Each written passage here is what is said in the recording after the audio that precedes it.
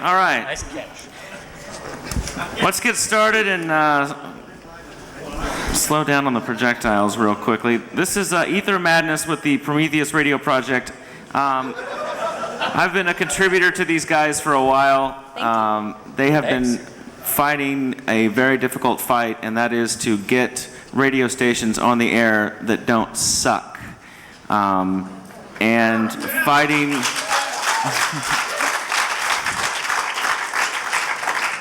fighting what has effectively been the takeover of the public airwaves. These guys have fought a long, hard fight, and they've put, just in their barn raisings, they put 10 stations on the air. They send out some great literature every now and then and tell you how it's going, as opposed to some other causes that just send you letters that go, holy shit, we need so much money, and then have a picture of a puppy that is crying. So on the panel we have number 38, which is Dharma Daly, number 25, which is Andy Gunn, number 53, raise your hand, that is Hannah Sassman, and Pete Tradish, who is one of the founding members of the Prometheus Radio Project, if I'm correct, or if not the founding member. Bernie S. turned me on to these guys a long time ago. I cannot recommend enough sending these guys a donation. $10 a year, $15, $50, whatever you can afford. They're doing really grassroots stuff. So hunt them down and support this cause because they have a lot of rubber bands they got to buy.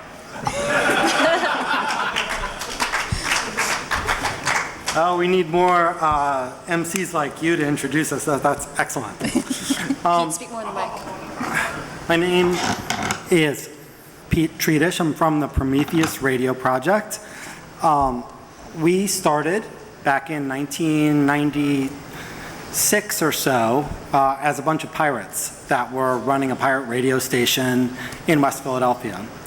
We were basically like peace and social justice and housing and AIDS activists that, you know, we would spend all of our time like putting together, you know, these elaborate anything we could do to get onto TV and get the messages across. We would dress in bunny costumes and hold signs that said, don't do this, stop that now. And that was about as much as we could get into the media. And we heard about these pirate radio operators that could actually start radio stations. And we, none of us had ever been on the radio, none of us knew anything about radio, we had no technical background whatsoever, but we decided that we were going to teach ourselves how to start a radio station. And we bought one of these little radio kits and we put it together and we plugged it all together the way it said in the instructions, and then like we turned it on and, you know, it just did absolutely nothing. And then we bought another one and you know, a little smoke or whatever, but then that did nothing either. But then finally, after 9 months, we finally managed to like make a working FM transmitter that could go a couple of miles around our house. And after many, many years of organizing in different anti-nuclear movements and anti-apartheid movement and, you know, all kinds of different activism, I never saw a project take off so quickly with so many different kinds of people get involved. There was, we had a show from a guy who had come from Africa. He had fought in the war against apartheid and lost his leg, and he did Africa Report every week. And there was a guy that had just gotten out of jail who did Incarceration Nation, which was a weekly update on the prison industrial complex.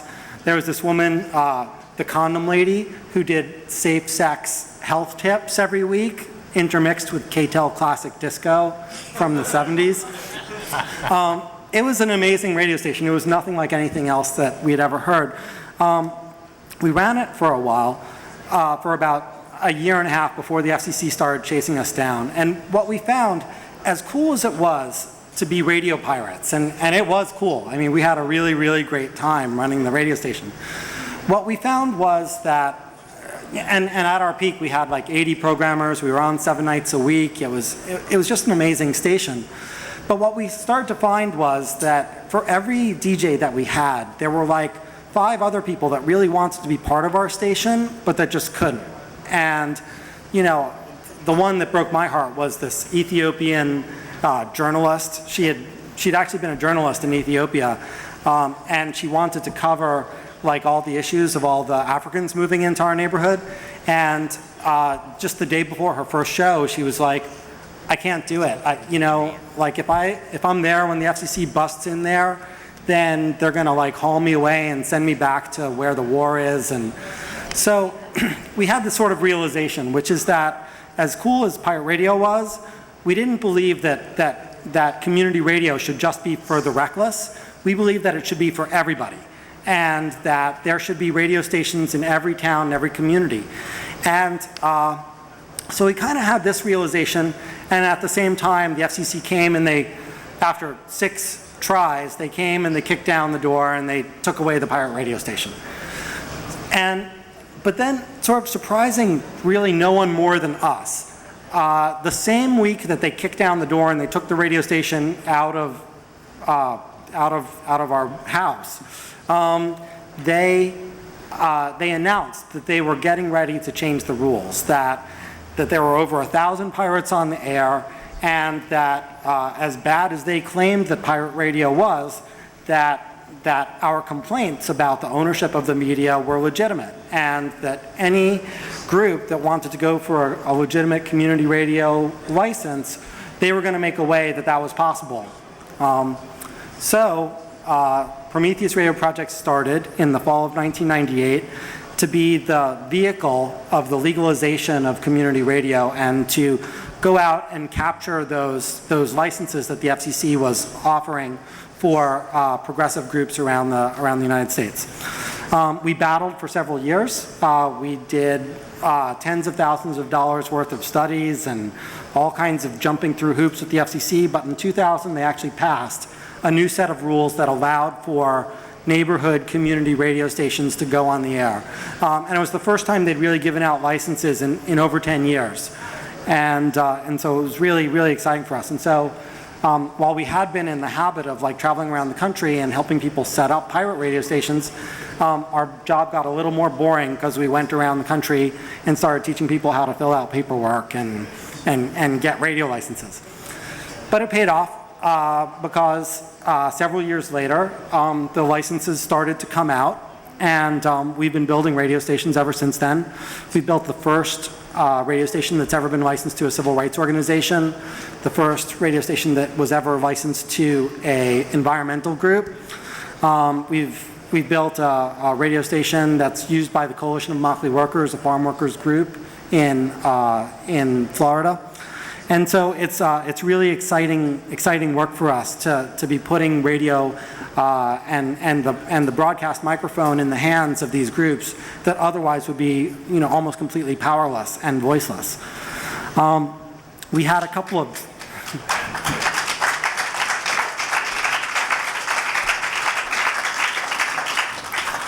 couple of setbacks though. While we convinced the FCC to allow low power radio stations and to give out more licenses to these small grassroots organizations, the National Association of Broadcasters and National Public Radio were absolutely furious, and they decided they were going to do everything in their power to stop it. And so they got a bill passed in Congress which took away about 3/4 of the possible low power radio licenses and all of the licenses in the major urban areas. So under the FCC's rules, according to FCC's engineers, we would have been able to build about 25 new radio stations in the top 10 urban areas in the United States. But Congress actually overruled the FCC, took away 3/4 of that, and left it so that there were actually no radio stations in the top 50 urban markets in the United States. And so the places we've been building radio stations for the past 5 years are places like Opelousas, Louisiana, like Immokalee, Florida, Portsmouth, New Hampshire. And while that pisses us off, on the other hand, it's actually been really, it's been important work because while there may be several pretty decent radio stations in Los Angeles maybe, there has never been a decent radio station in Opelousas, Louisiana until the civil rights group brought one. And when you look at those red state, blue state maps and all that sort of thing, I mean, we're building radio stations in all these places. And what I've learned, being a city slicker, you know, from Brooklyn originally, is that there are progressive people in every single town in this country. But the problem is that they're voiceless and they're invisible, and they have no power, and they have no way of really communicating. So it's been really important for us to be doing all this work in these really, really small towns where you know, these elections get decided, where you know, people live and work, but they're not really exposed to anything but the evangelical radio stations of the Christian right. So the one other thing, ever since we started building radio stations in the United States, we started getting a lot of requests from countries around the world. I hear you build radio stations. Do you want to build a radio station in Czechoslovakia? You know, can you help us build a radio station in Nepal? And, you know, we started like, gosh, you know, us and what army? I mean, like, what, you know, how are we going to do that? So mostly what we've done so far is we've done some technical support over email. And a lot of these places are places where there is no internet yet. There is no, there's really nothing. People live on $1 or $2 per day. And so radio is a much more central form of communication than it even is in the United States.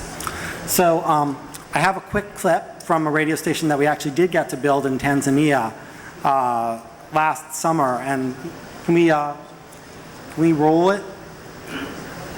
That first one, the Tanzania? Excellent.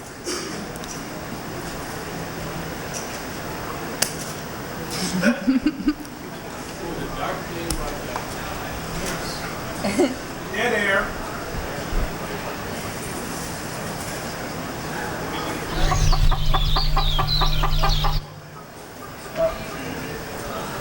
Wasn't that great?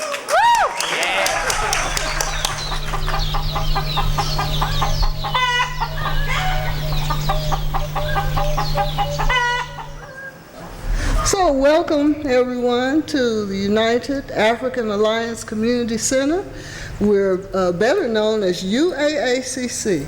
UAACC was formally founded in 1991 by Brother Pete O'Neill and his assistant, yours truly, Mama Charlotte O'Neill. We are an organization that is, I like to say, a continuation of the goals of the Black Panther Party.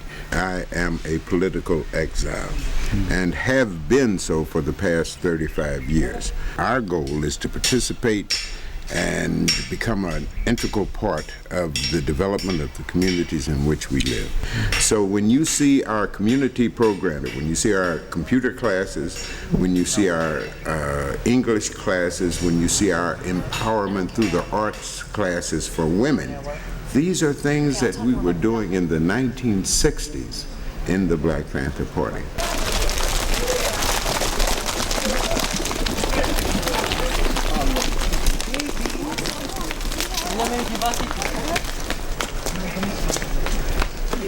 One of the projects that the Indigenous Knowledge class has been doing is going around visiting the elders in the community and interviewing them. So this is going to be so good even with the radio station.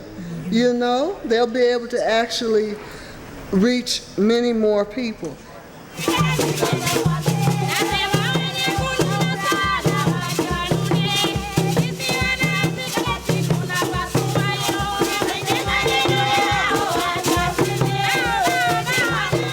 Programming also means also just being sure that your station is communicating the message that you would want to communicate to your listeners, and that your listeners are as much as involved in the programming of the station as possible. I mean, gathering elders from villages and trying to talk to them about music. Maybe they'll try to explain how, I mean, the music was all about during their time, and how is the, hip-hop's, the impact of hip-hop to the community right now. Like from 4:20 to 4:30, there'll be like a little bit news. And then after news, there'll be from 4:30 to 4:50, maybe somebody can come, like a grandfather or a grandmother can talk about maybe health issues. For example, if there'll be like issue concerning traditional medicine, that will be the end. So that's the program of WhatsApp Wazee. When you're going to be a producer for a show, you have to have an imagination. You must have the show in your head already, even before it goes on to air. And then as a team, find ways to make it a reality, something like that. Excellent work, Group 2.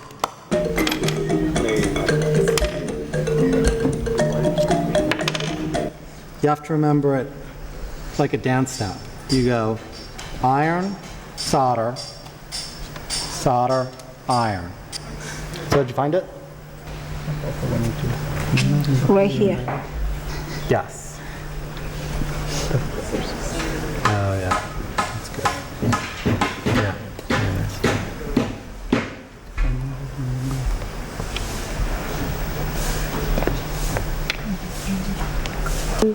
Brown, black, Ngojeni kwanza. Wakati wa kutoa unaanza na hii, unatoa hii. wakati unaweka hapo Unatakiwa nigusishe hapa.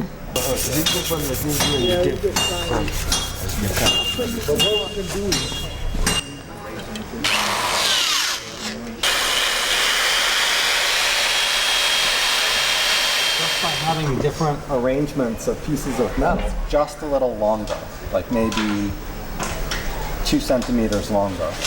And it's got another one in front of it. Pile, kazi ndo hii.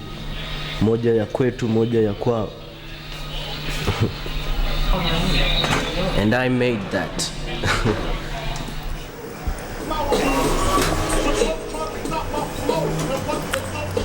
All right, thanks a lot. There's more of it, and it's really cool. We have a couple DVDs with us if you want to see it, or you can get it off of our website. Do you want to take it from here, Hannah, and talk about some of the current stuff?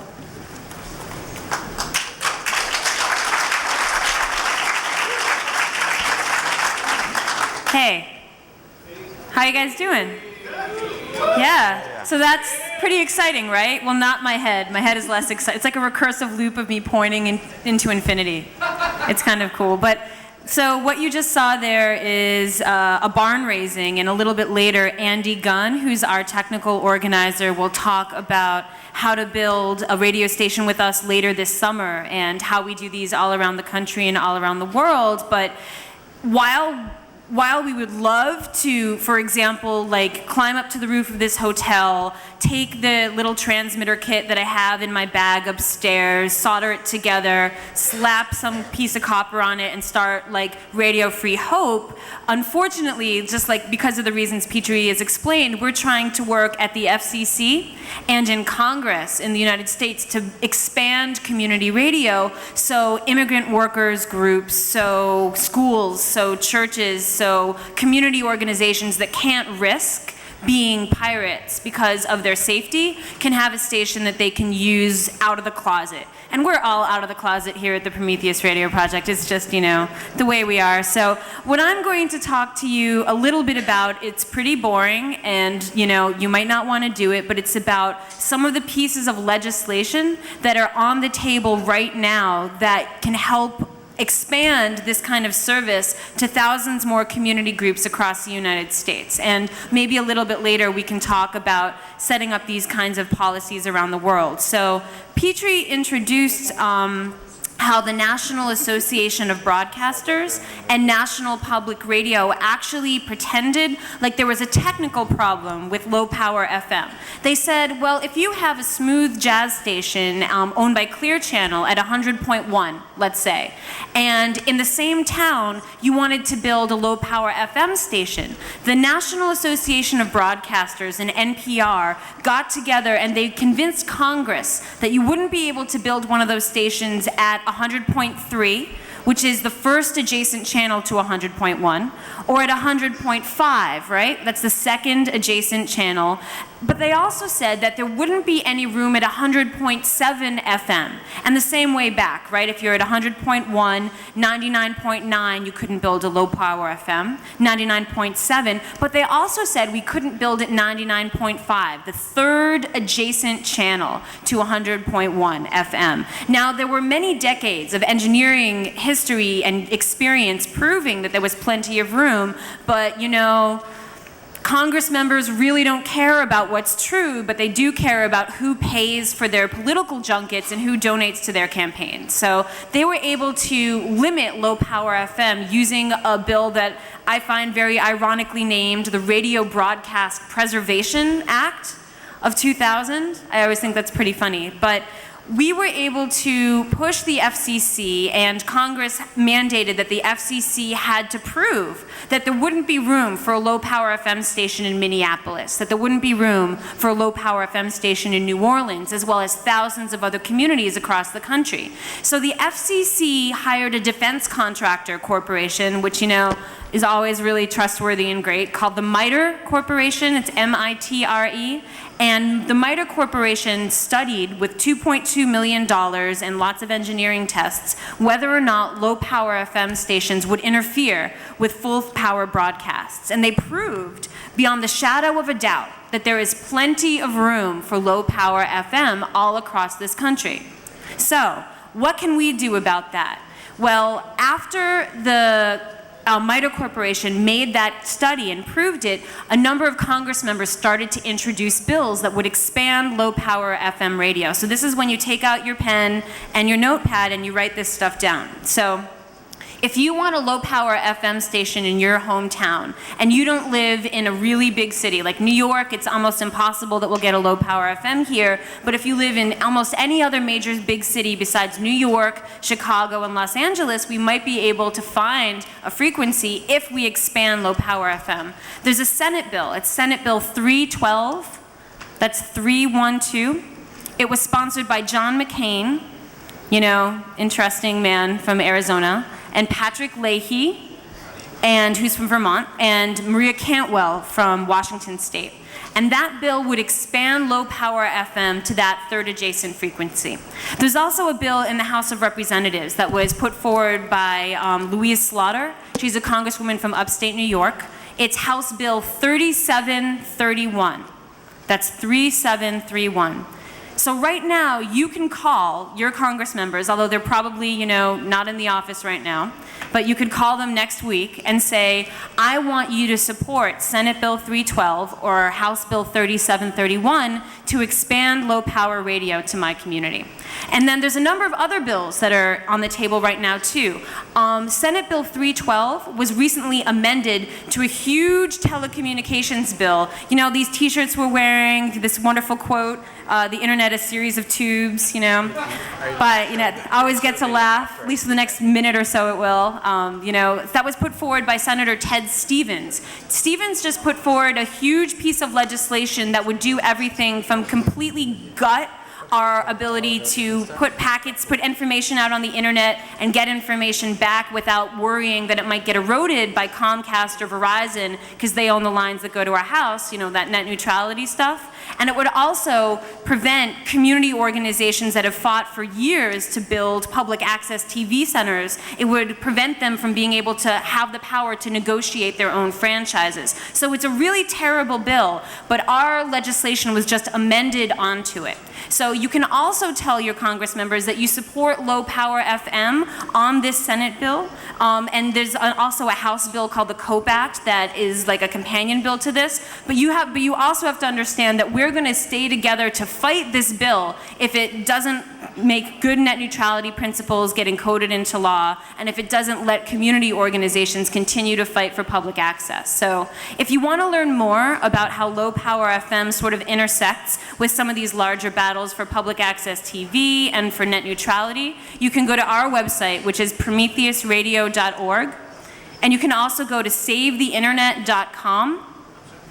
The last thing I want to talk about, which is going to lead in a little bit to some stuff that that Dharma is going to say, is that one thing that Prometheus did was we were able to sue the FCC and win when the Federal Communications Commission tried to deregulate media ownership in the United States. And so what does that mean? So that means that a big company like Clear Channel or a big company like Viacom in 2002, 2003, they were fighting so they could own even more stuff in your hometown. So they could own the newspaper, so they could own both, like 2 major television stations. So they could own many more radio stations in a market where the FCC was keeping them just at a certain number. And so because activists like you guys, because people who understood technology but also understood that it was important for that technology to get into the hands of community groups, you know, you guys are hackers on planet Earth. You're not hackers on planet bedroom or hackers in planet basement. You're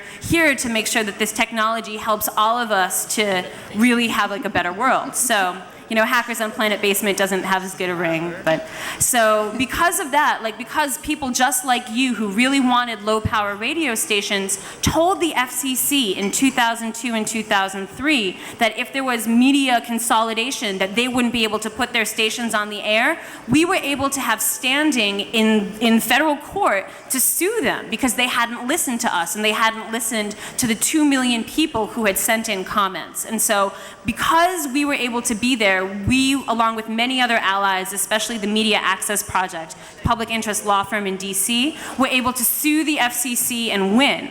So that was really awesome. That means that Clear Channel doesn't suck as much as they possibly could right this second. However, the FCC is going to be trying to deregulate again this year in 2006. So if you want to make sure that they do not own everything in your town and they do not also own the nuclear power plant, the concert venue, and all of the tours of the worst musicians and just some terrible stuff, then you should also go to stopbigmedia.com. And Prometheus is going to continue to be involved in that fight as well. So that's all the stuff about legislation and regulation. I can answer questions later on, but we want to hear a little bit more from Andy now, who's going to tell you about our upcoming barn raising and how you can get involved with building radio stations all around the world. Thanks.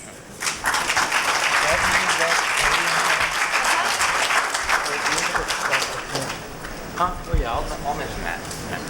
Hi, my name's Andy Gunn. I'm the tech guy at Prometheus. I'm the most like an engineer of the people at Prometheus. So one of my big tasks is to sort of organize the technical portion of the barn raisings that we have.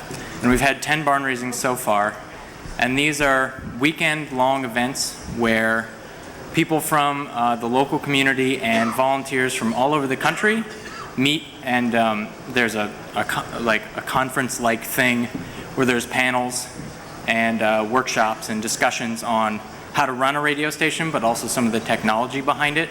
And while that's going on, we also build the whole radio station from microphone to antenna, which includes building furniture, configuring all the equipment, putting up the tower, testing the transmitter, doing all that stuff. And the majority of it is all done by people who may have never touched any of that before. Probably the majority of it is done by volunteers who, this is the first time they've touched a soldering iron or a transmitter of any kind. And so it's really exciting to see, the few techs that we bring out just not touching any of the tools. I scold them sternly if they touch any of the tools. And so I make sure that all the volunteers actually build the station. And it just shows that, this technology behind radio, it's not that complicated.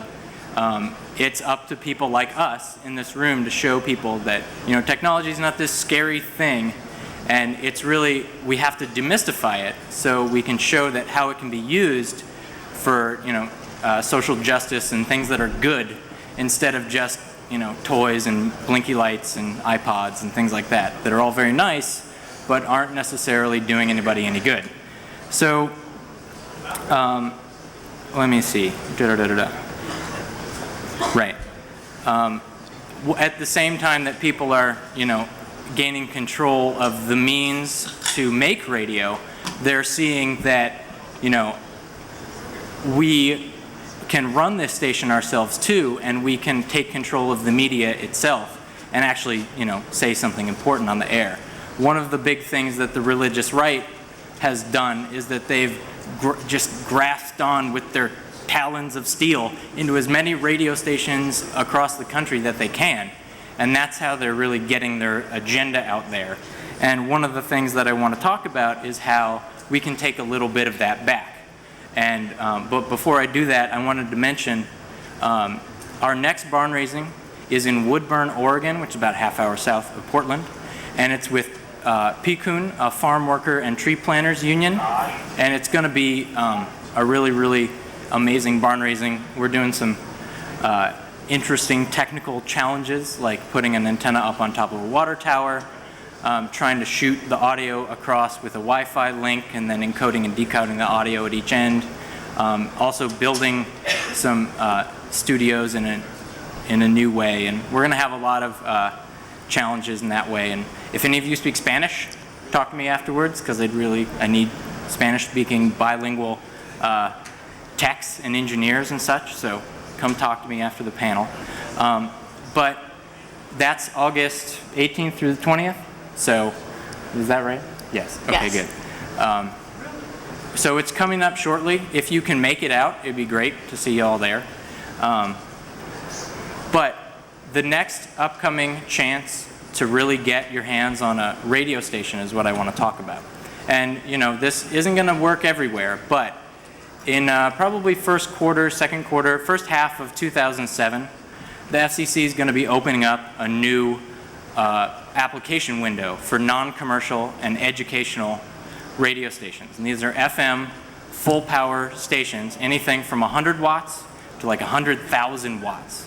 So anywhere that that there's space left on the dial is up for grabs. And that means probably not here in New York City.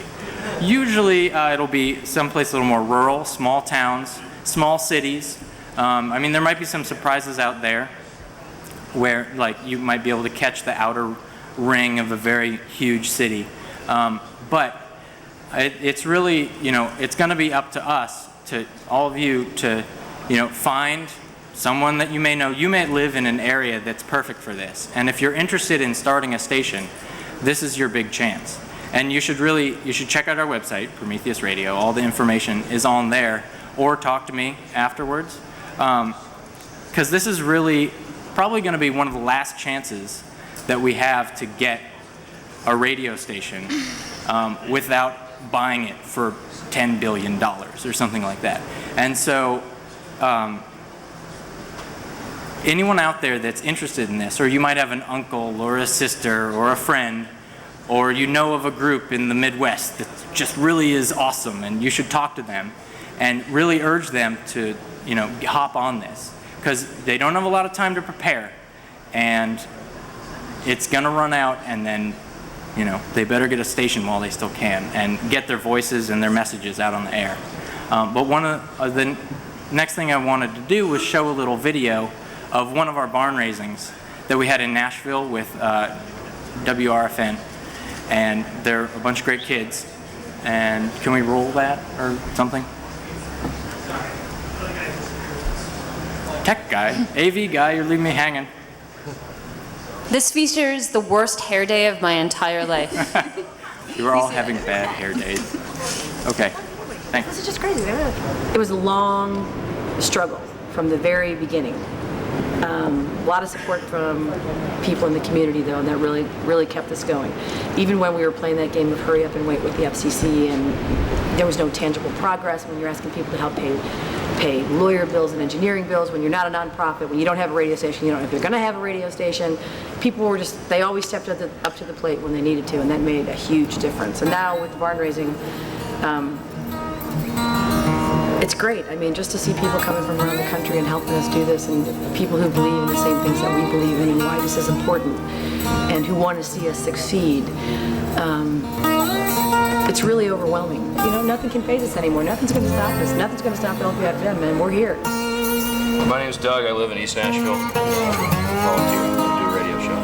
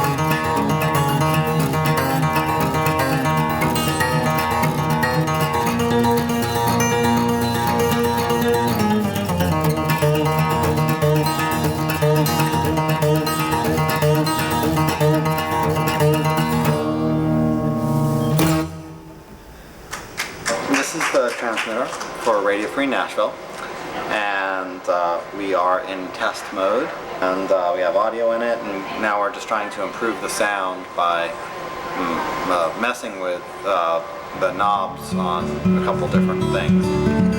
Okay. Yeah, we could, I might do it later, but you can wire up like a little remote on the DB9 connector on that.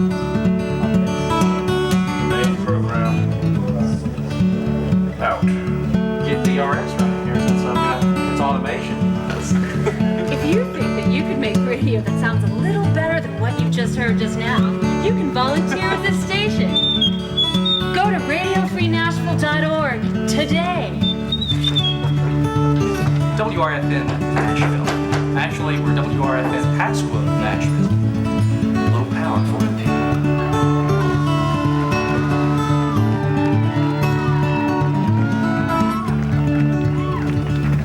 98.9 WRFN Pasquo. This is Radio Free Nashville officially signing on.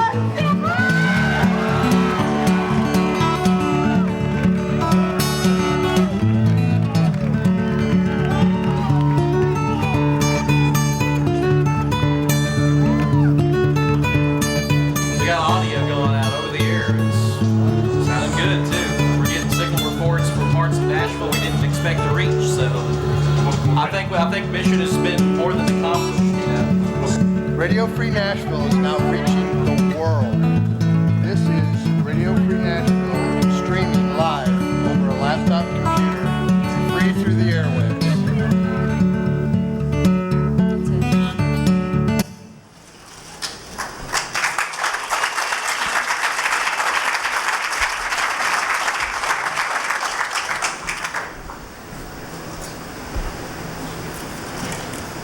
I just want to amplify a couple of the things that the rest of my colleagues have said. First of all, if you get a chance to go to a barn raising, it's the most humbling and amazing experience. The first one that I went to was also a migrant worker station down in Florida, and to be able to do something that helps people who are fighting slavery, chattel slavery in this country, in the tomato fields of Florida, is that there's nothing that is at the one hand the most empowering feeling you'll ever have, and also the humblest you'll ever feel, helping people who are struggling against those kind of issues. My name is number 38. I was a teen mom. My mom was a teen mom. I grew up in projects. So that makes me, along with my fallopian tubes, the most likely person in the room to be talking to people all around the country about an open spectrum and the 5 kinds of white space and grade B contours and all kinds of other stuff. That if that stuff turns you on and you just love talking about it and sharing your knowledge of that with people at the grassroots, then email me. We can talk later. I'm dharma@prometheusradio.org. To be honest with you, I struggle to learn this stuff. I've been banging my head against the wall for about 12 years learning this stuff, not because I care about it, but because I care about class war. And ownership is power.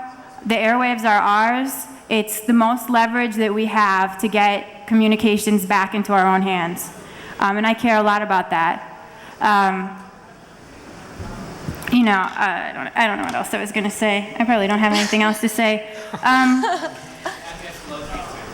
Fallopian tubes. The internet is tubes. Well, the internet is waves, and like Hannah said, the NAB, they have their engineers. They have armies of them. It took us years just to get engineers into the room to say the obvious, that if you have a station that is putting out the wattage of the light bulb in your refrigerator, it's not going to do a damn thing to the stadium lights that a big megawatt station is putting out. All right? And we couldn't even get engineers in the room. For years it took us because they were afraid to lose their jobs.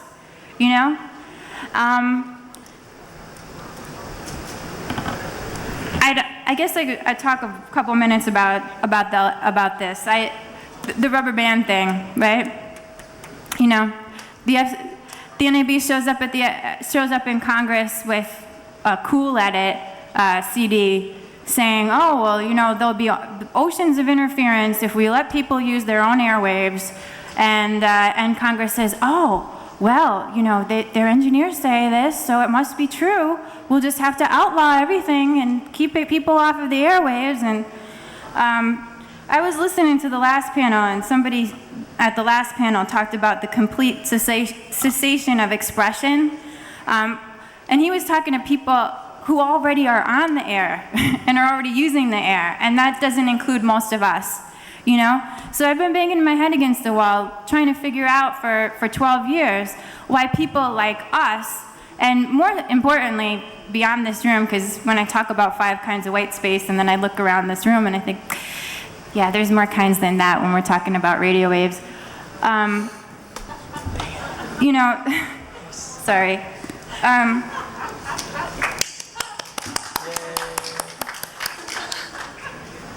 You know, we don't have all of the money that the NAB has, and if everybody that told us about how politics works, if we listened to them, then we would never have gotten one station on the air, you know? So it's a little embarrassing to go around to a community group and try to explain to them why they can't go on the airwaves. I bring rubber bands, all right? That's the tool that we can afford to bring to communities, you know, because what we are told about the way that the reason we can't use the airwaves is because everywhere else in the universe, radio waves are waves, but at the FCC, they're property. And that's the only place that that's true. And it's the only place that it matters that it's true, you know? And that's what we have to fight against. And we need people like you to get into that discussion and take claim of that space, because I don't care about access. I mean, I know that there's always somebody that, like, we go in and we talk about old school FM, and, you know, why we love old school FM is because radio receivers cost more, cost less. I mean, more people have radios than have telephones, you know? And people forget, like, every time I'll go to a talk and I'll come out and I'll be like, look, waves, you know, energy travels in waves. It's true, no matter what kind of wave it is, you know. And try to give people these kind of dumb, stupid explanations about how this stuff works, and try to demystify it so that people will have a sense of ownership over their airwaves, and we can get some of this space back. And everybody knows that, you know, I hold up a cell phone and I ask people what it is, you know, and they'll say, wow, it's a cell phone. And I say, no, that's a computer with a 2-way radio, you know?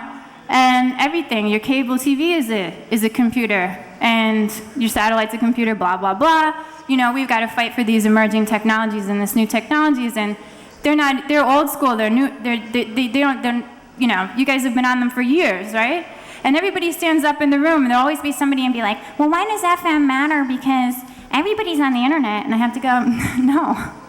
You know, and then somebody at the end of the talk comes up to me and they'll be like, yeah, I know exactly what you're talking about. Nobody in my neighborhood has the internet, and I'm trying to talk to them about how important it is, and we're trying to get some old crappy computers that somebody dumped on us to get them working, you know, and everything. And, you know, here we are again. The people who could use technology the most and benefit the most from communications are always the last ones to say how it's going to be used or what it's going to be used for or any of that stuff. You know, and even in, you know, and I know you guys know what I'm talking about. Some of you do. Some of you are willfully ignorant, but I'm going to stop now. On that happy note.